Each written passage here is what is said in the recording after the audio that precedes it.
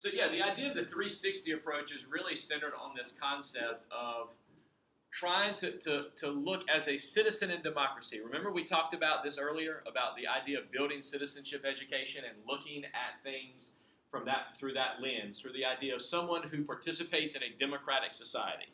We talked about it in the night class. We've talked about it in here some. That's the outcome that we're looking for.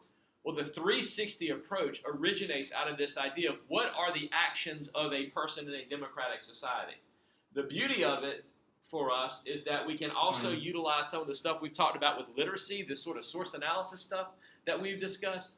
We can actually pull those two worlds together. So we begin to use this concept of literacy, the ability to read something, the ability to write something even, but the ability to read and analyze sources of a great variety. We can actually utilize that process and those skill sets in helping students become better members of society.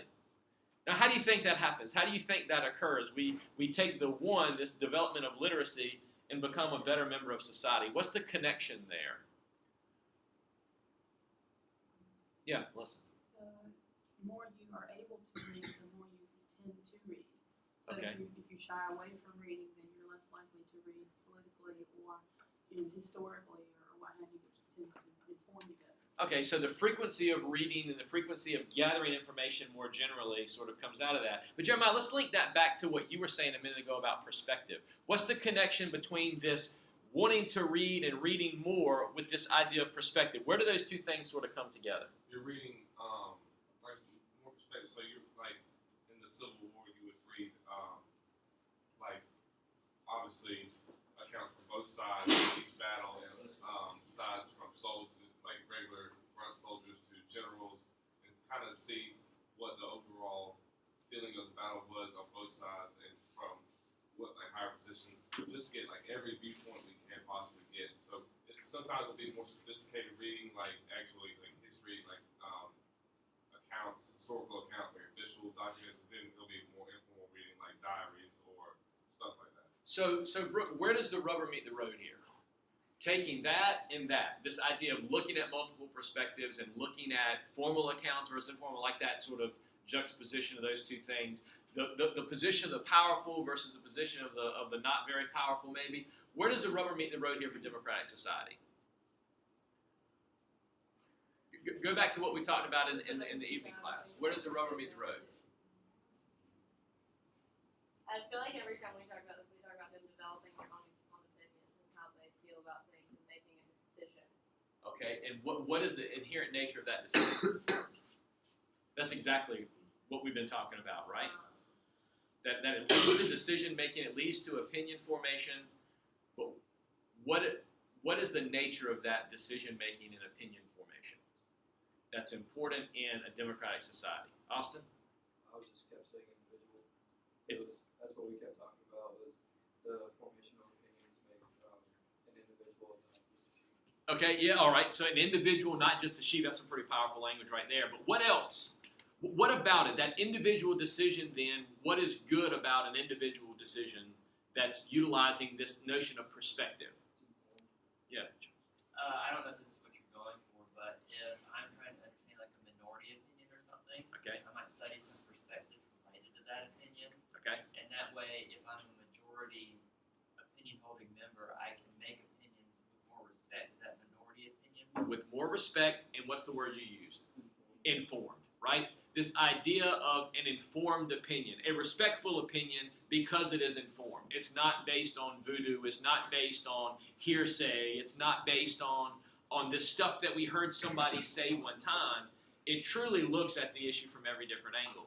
And that in itself, the ability to discern, and that's a key word here, the ability to discern one valuable source from another is key. Now look, think about the value of that in teaching. Think about what we are causing to happen in teaching when we make our students discerning members of society. They no longer are blindly going off and following the masses. The language of the sheep that we talked about a minute ago, we're actually making them people that are contributive and they're knowledgeable, which is a key part to this.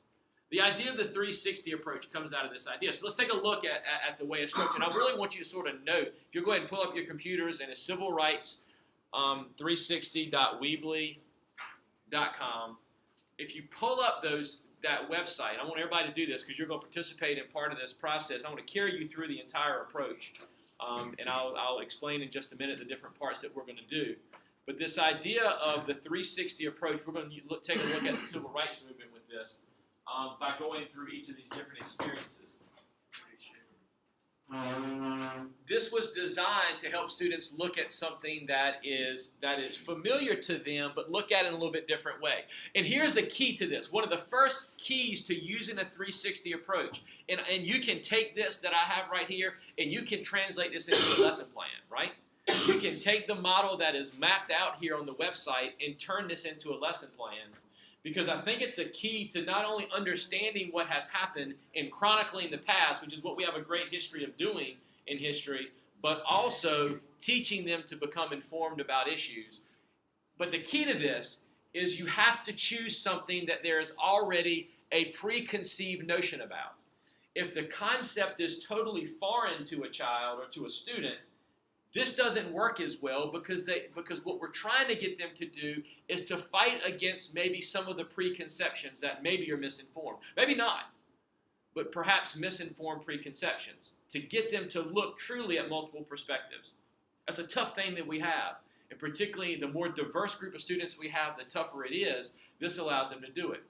So the first key to this, as you're planning and as you're getting ready to use this method, if you do it, and again, I encourage you to model after this. I'm going to walk you through the process.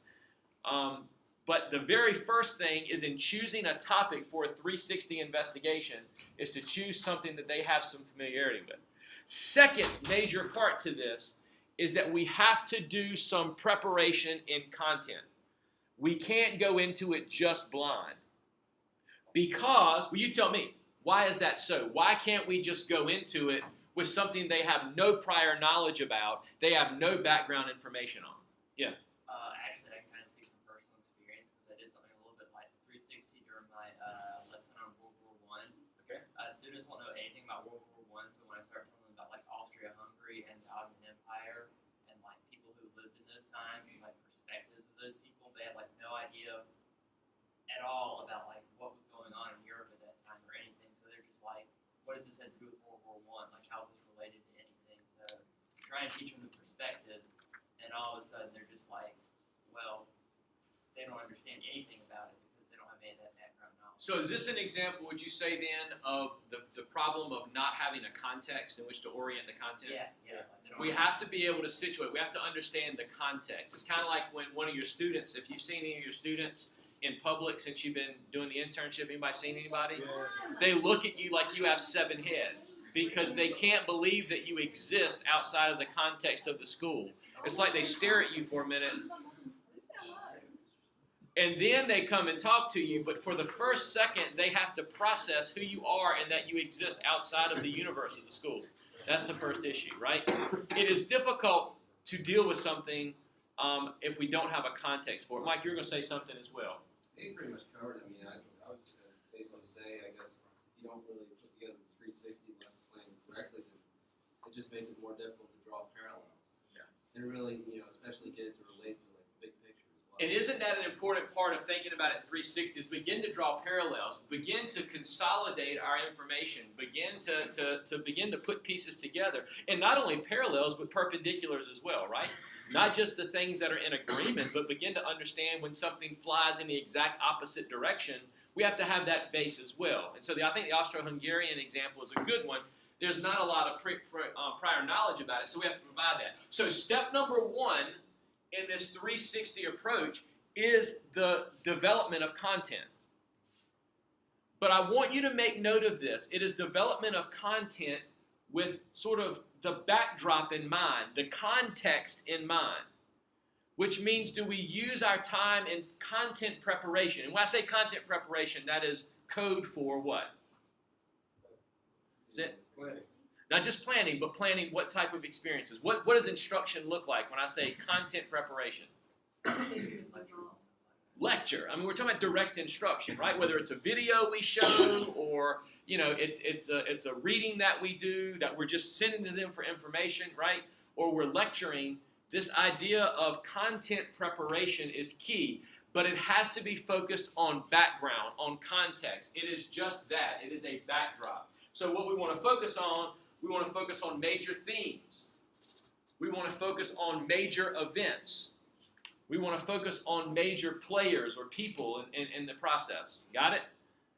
So that right there tells you how you design your lectures and your direct instruction on this, is we actually spend our time looking at the big picture, the big pieces, the major things. And if you think about it, what we're trying to do in a 612 school, not just a 912, but 612, is to provide a survey knowledge of this information.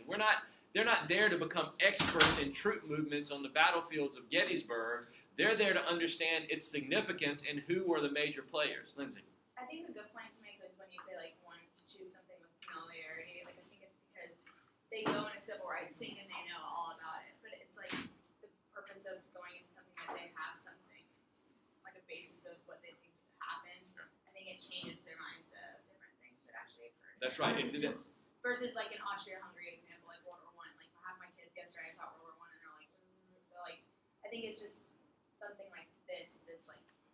Yeah, a big something that they're so familiar to start with. And we can move them into it because we learn how to use that content. But the first step, as it is with just about anything that we do in history, quite honestly, is the preparation of the context through presenting content. Yes, Mike? I think, 360, I think it could be effective because a lot of the topics that we're going over now, they've had at least some of the basics of it up to this point. So I think the importance is now, in prior years, they've had teachers tell them that there are other perspectives, tell them that there are other viewpoints, whereas here we're actually showing them, okay, here's the evidence of it. Because odds are they didn't do any, actual evidence or, any That's right. sort of series like document analysis, whereas here we can actually prove it. Because in the past, the teacher is the center of the information saying, they're just telling them, yeah, there's other perspectives. And what I hear Mike saying, if you heard what was implied, sort of what we can infer from his comment too, is the fact that this is an approach, and I'll sort of do it as a selling point for it. This is an approach that allows students to understand the topic with some depth. Whereas we may just be covering things with breadth and covering the surface and covering the main pieces. When we get into the 360 experiences, we're going to see in just a minute, we can actually begin to understand the depth of that issue. Like, for instance, Lindsay, you mentioned the civil rights movement being a good topic because students have a prior knowledge. They may generally understand it, but to really understand it with some depth and what the nuances of the arguments were around is really important because it's a deep and complex issue, right? So yeah, that's a great point. This helps us understand with depth. So once we have that background knowledge, that content, the big picture pieces, the themes, the people, the events, those sorts of things, the next thing that we do then is gauge their prior understanding. So you've got it pulled up, I hope, the 360 website. Go ahead and click on Begin the Experience. Now, and I actually want you to participate in this. It won't take but a second to do this exercise. But it has a little thing here. It talks about what the civil rights movement was, the significance of it, how it related to prior content that they've learned. You guys are overly familiar with this topic, so I'm not going to ask you to read through that. But what I do want you to do is participate where it says link to survey. The first step, or excuse me, the second step, content knowledge and background knowledge being the very first step. The next step in the process is to actually get a sense of and to get them to articulate what their current perspective is. Really, for us as the teacher to measure their current perspective. So if you click on that link, you'll find there's a very brief survey that will pop up. And